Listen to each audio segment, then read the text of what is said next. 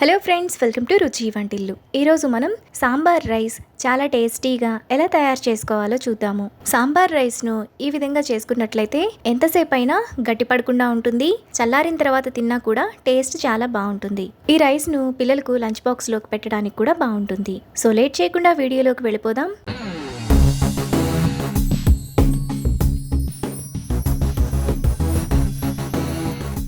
ముందుగా సాంబార్ రైస్ చేసుకోవడానికి మిక్సీ జార్లో 2 టేబుల్ స్పూన్ల పచ్చి కొబ్బరి ముక్కలు, 1.5 టేబుల్ స్పూన్ సాంబార్ పొడి, కొద్దిగా నీళ్లు పోసుకొని మెత్తటి పేస్ట్లా మిక్సీ వేసుకోవాలి. ఇక్కడ చూపిస్తున్నట్టు ఈ విధంగా మెత్తగా వేసుకొని పక్కన పెట్టుకోవాలి. తరువాత కుక్కర్లో 1 కప్పు బియ్యం, అరకప్పు కంటే కొంచెం తక్కువ కందిపప్పు, నీళ్లు పోసుకొని పప్పు బియ్యాన్ని 2-3 సార్లు బాగా కడగాలి.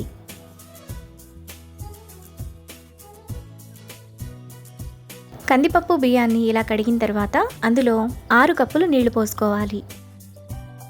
మనం కందిపప్పు బియ్యం ఏ కప్పుతో తీసుకున్నామో అదే కప్పుతో నీళ్ళని తీసుకోవాలి.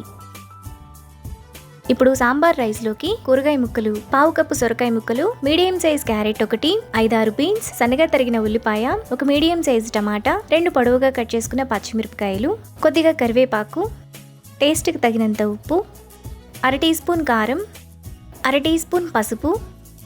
ముందుగా మనం మిక్సీ వేసుకున్న పేస్ట్ వేసుకోవాలి. ఇప్పుడు కుక్కర్ మూత విజిల్ పెట్టుకొని స్టవ్ మీద పెట్టి 3 విజిల్స్ వచ్చేంత వరకు మీడియం ఫ్లేమ్లో ఉడకనివ్వాలి. కుక్కర్ విజిల్స్ వచ్చి ప్రెషర్ పోయిన తర్వాత చిన్న నిమ్మకాయ సైజ్ ఇంత చింతపండు రసం వేసుకొని ఒకసారి కలుపుకోవాలి. మీకు సాంబార్ రైస్ కొంచెం పల్చగా కావాలనుకుంటే ఈ టైంలోనే కొద్దిగా నీళ్ళని పోసుకోవచ్చు. ఇలా కలుపుకున్నాక ఒక చిన్న బెల్లం ముక్క కూడా వేసుకొని కలుపుకోవాలి.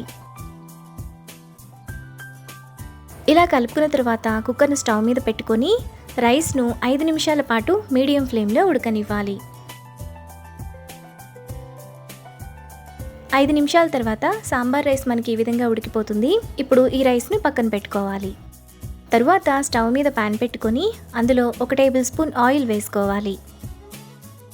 ఆయిల్ వేడైన తర్వాత 1 టీ స్పూన్ ఆవాలు జీలకర్ర, 1 టీ స్పూన్ జీడిపప్పు, 2 ఎండుమిరపకాయలు, కొద్దిగా కరివేపాకు, 1/2 టీ స్పూన్ ఇంగువ వేసుకొని కలుపుకోవాలి. తాలింపు వేగిన తర్వాత సాంబార్ రైస్లో వేసుకొని కలుపుకోవాలి. ఈ సాంబార్ రైస్ మనకు చల్లారిన తర్వాత కూడా ఇదే కన్సిస్టెన్సీలో ఉంటుంది. టేస్ట్ కూడా చాలా బాగుంటుంది.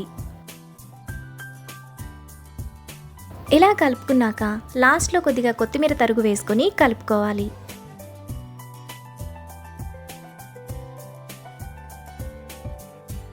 మనకు చాలా టేస్టీగా సాంబార్ రైస్ రెడీ అయిపోయింది. ఇప్పుడు ఈ రైస్ను వేడివేడిగా సర్వ్ చేసుకుంటే ఎంతో టేస్టీగా ఉండే సాంబార్ రైస్ రెడీ. ఈ వీడియో కనుక మీకు నచ్చినట్లయితే లైక్ చేసి, షేర్ చేసి, సబ్స్క్రైబ్ చేయండి.